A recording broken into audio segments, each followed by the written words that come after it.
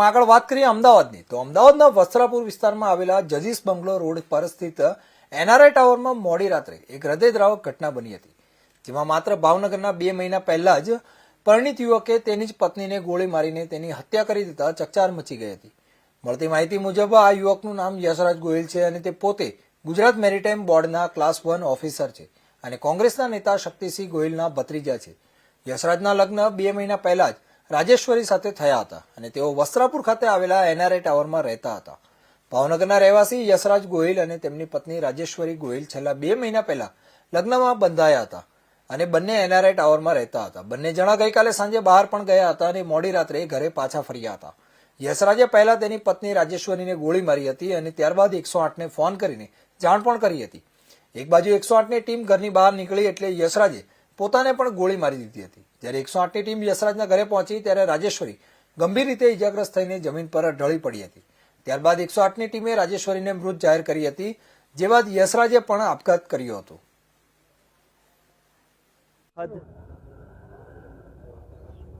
આખા પરિવાર ઉપર આભ તૂટી પડે એવી આ ઘટના છે.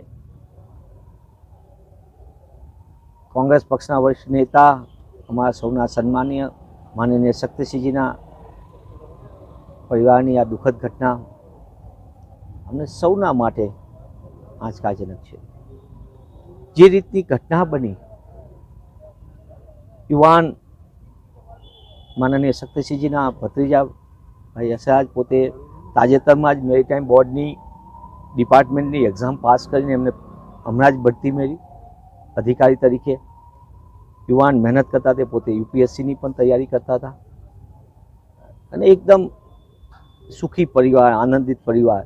એમના પત્નીશ્રીને બંને ગઈકાલે સામાજિક દ્રષ્ટિએ તેઓ વિદેશ જવાના હતા. એની પહેલાં એમના ફૈબા સાહેબને જમવા માટેનો એમનો સામાજિક જે હોય તે પ્રસંગમાં પોતે એની આ ઘર જમવા માટે ગયા હતા અને ત્યારબાદ પરત જ્યારે ઘરે આવ્યા ત્યારે જે એમને ટેવ હતી કાયમ ભાઈને, એમને પોતે રિવોલ્વર રાખતા હતા પોતાની, અને એના કારણે એ ઘણી વખત રિવોલ્વરને આમાં ફેરવીને જે રીતની આપણે કરતા હોઈએ છીએ કે યુવાનને ઓલામાં, એમાંથી અકસ્માતે છૂટેલી ગોળી એમના પત્નીશ્રીને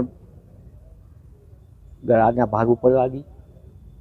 અને જે વાત એમને પોતે જ આ બની ઘટના એટલે તરત જ તુરત જ એમને 108ને જાણ કરી.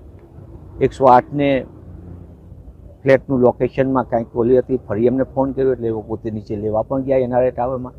અને જ્યારે 108ની ટીમ આવી ત્યારે એમને એમના પત્નીશ્રીને નિધન થઈ ગયું હતું, એટલે નો મોર કીધું. એના કારણે એમને આઘાત લાગતા એમને પોતે પણ એ જ રિવોલ્વરથી પોતે પોતાની ઓલાથી પોતાનું રાજકોટ કલેક્ટર